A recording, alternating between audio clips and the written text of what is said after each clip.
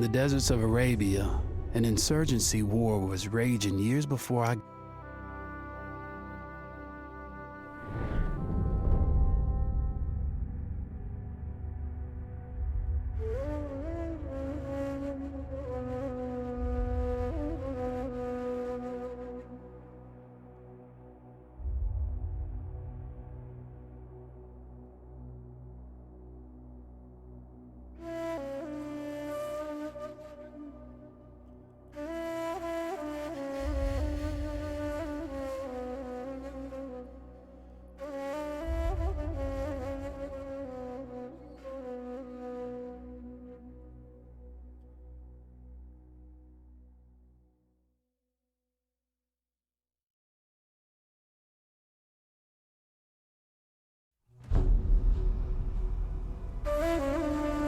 The Arabian Desert, a vast ocean of drifting sands and scorched, sun-baked rocks.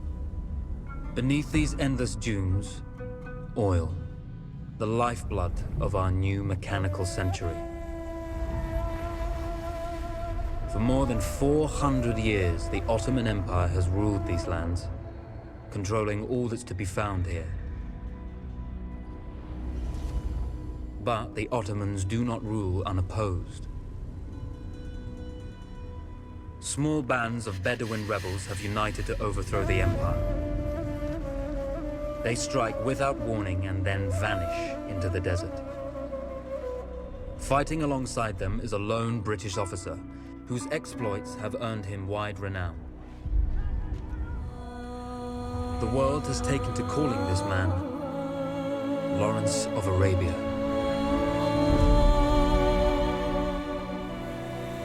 In the desert, you rely on good planning, but you also hope for a dash of luck. And luck was with us when we learned of a recently derailed Ottoman train carrying a most interesting piece of cargo.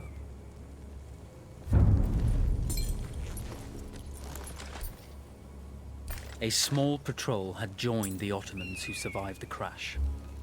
Together, they guarded the wreckage and waited for reinforcements.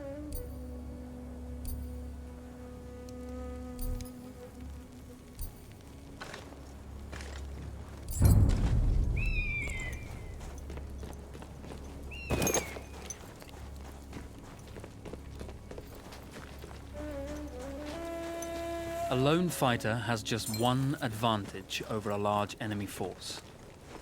A lone fighter can move unseen.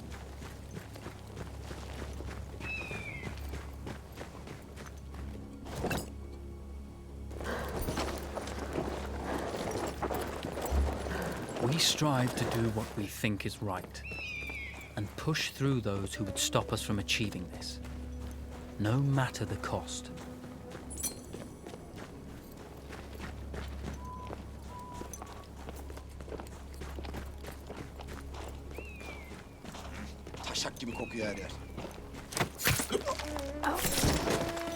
The tribesmen fought unconventionally, using weapons they knew well. Endurance, individual intelligence, and courage were their primary assets.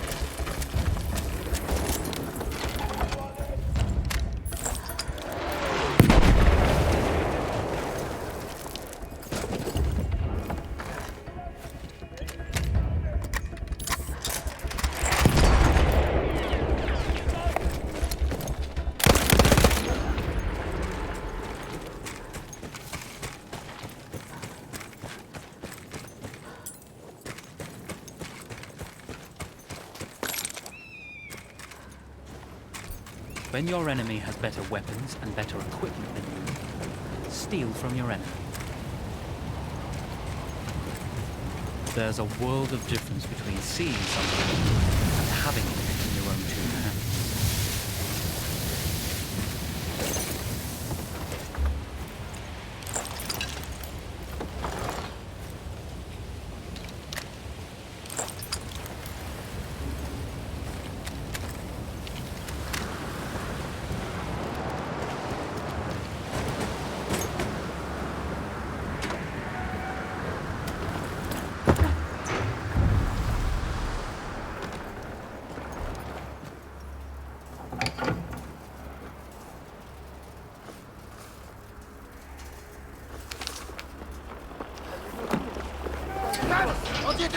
No, no! It's over!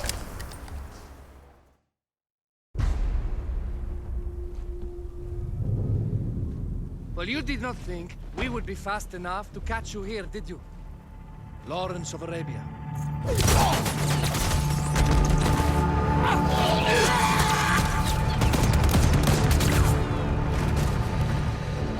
Actually, I was rather depending on it.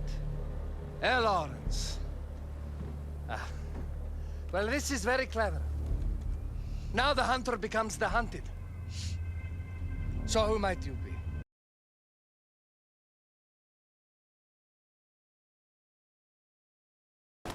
Ahmed. I'll show you enchanting.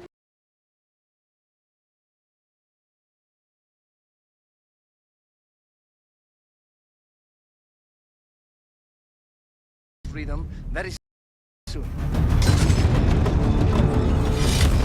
Even now, an engine of destruction scours this desert, obliterating your allies, your families, your homes. Soon there will be nowhere to run, nowhere to hide.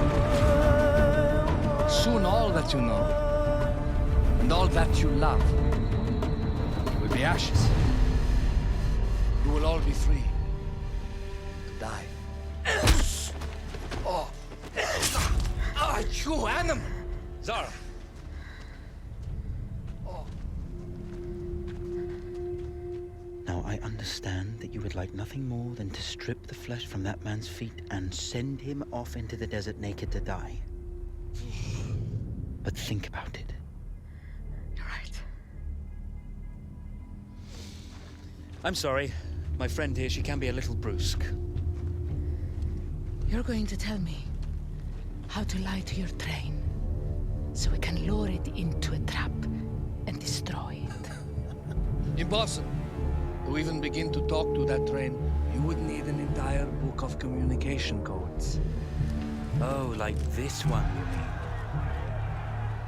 You can never stop the progress of machines.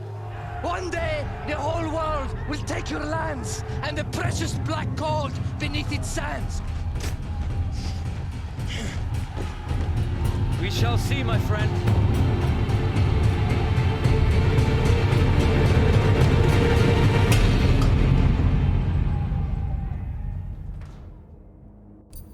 Of course, obtaining the codebook was not enough.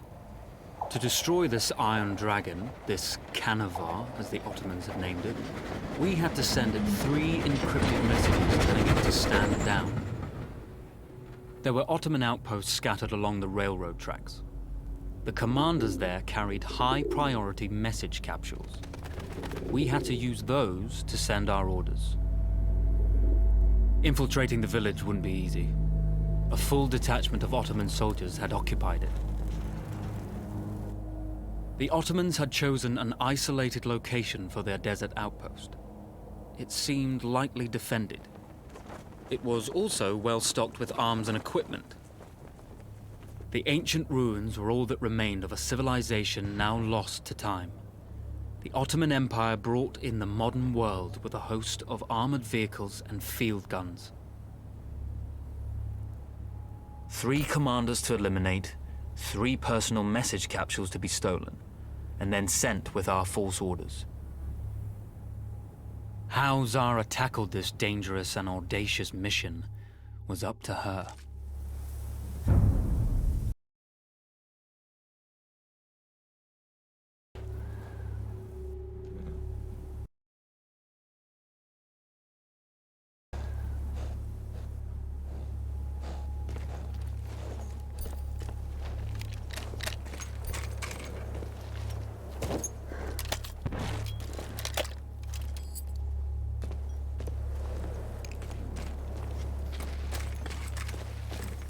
Bedouin treasured their horses, and in return, those animals granted their riders unparalleled speed and mobility.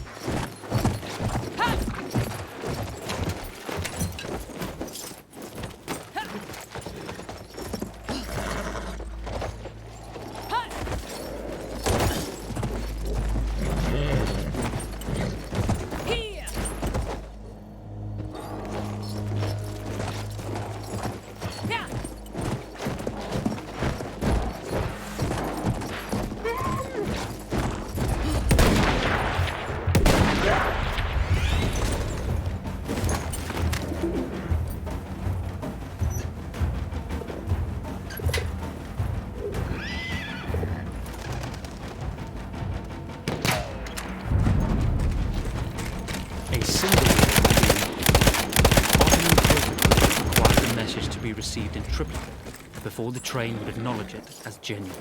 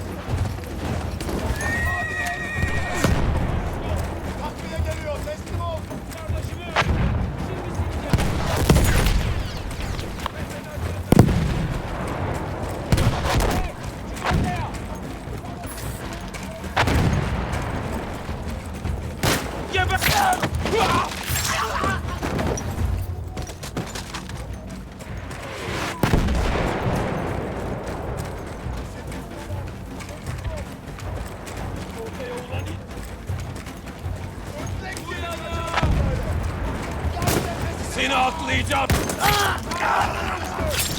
Avrusular yolda. Teslim ol. Ya teslim ol. Ya da geber.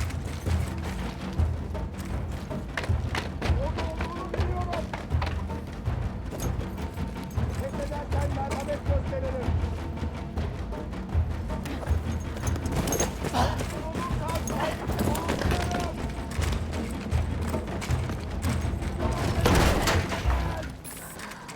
Bak kafamı tasa atıyor ha. Aklımdan çok çıkarsın. Çık dışarı. Çıksana lan olur.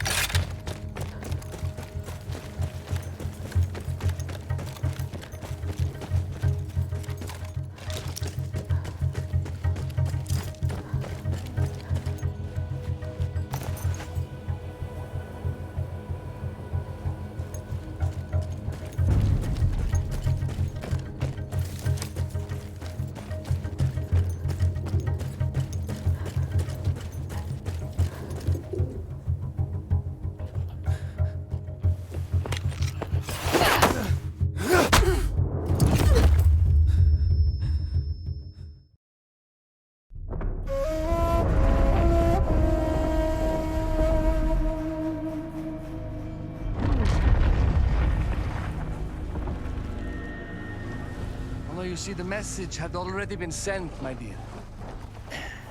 No, not the message you would have wanted. Lawrence was such a good host. It almost seemed rude to escape. I made sure to note the location of Lawrence's camp, of course. Which means the train knows too. Twice, you told that train everything was clear. But I told it exactly where to attack.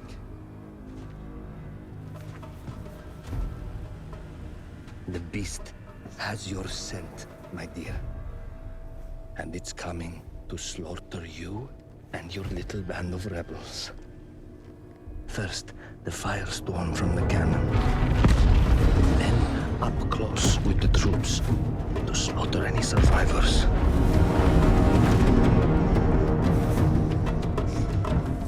The legend of Lawrence of Arabia dies tonight.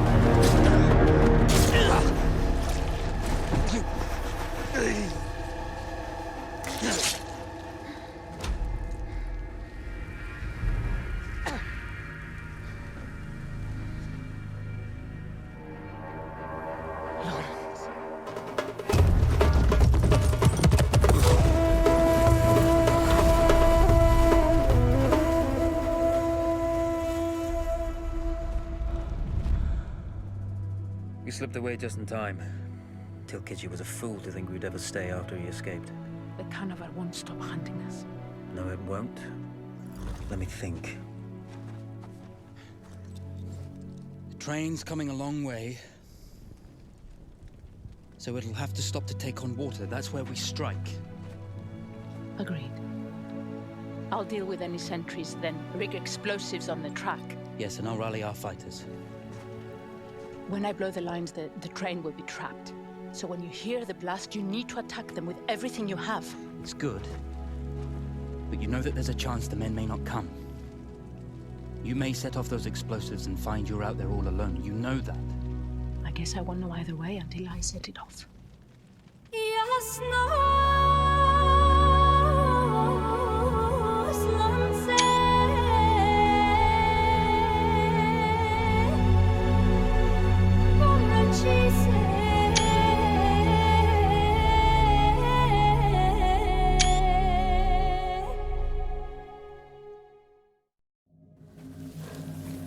Man makes plans, and God laughs.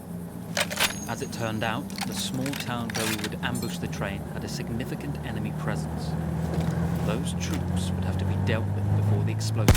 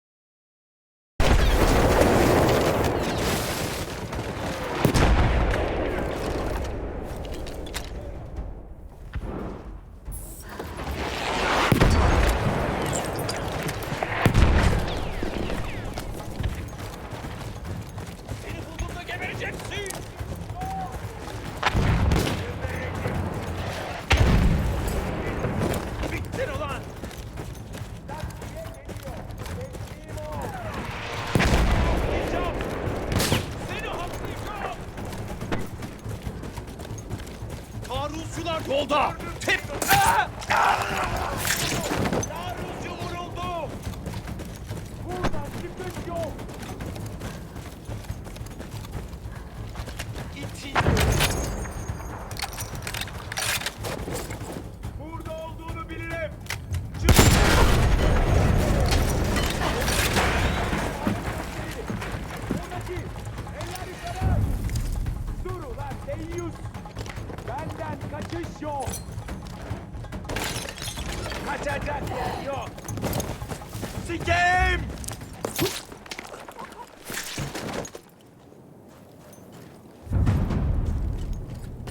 Once Zara secured the town, the trap could be set for the arriving train.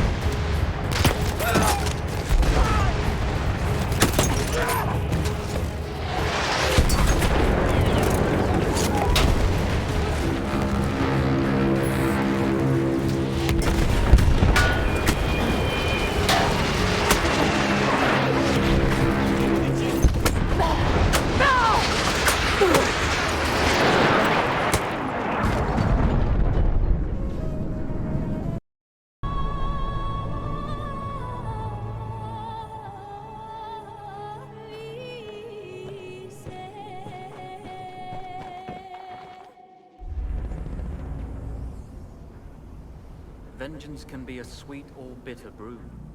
How did you find it, Zara?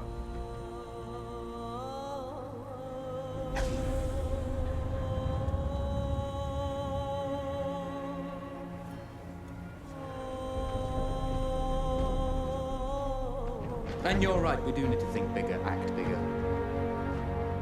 Maybe even the Suez Canal.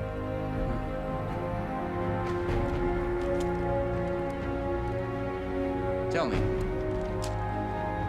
what do you know about battleships?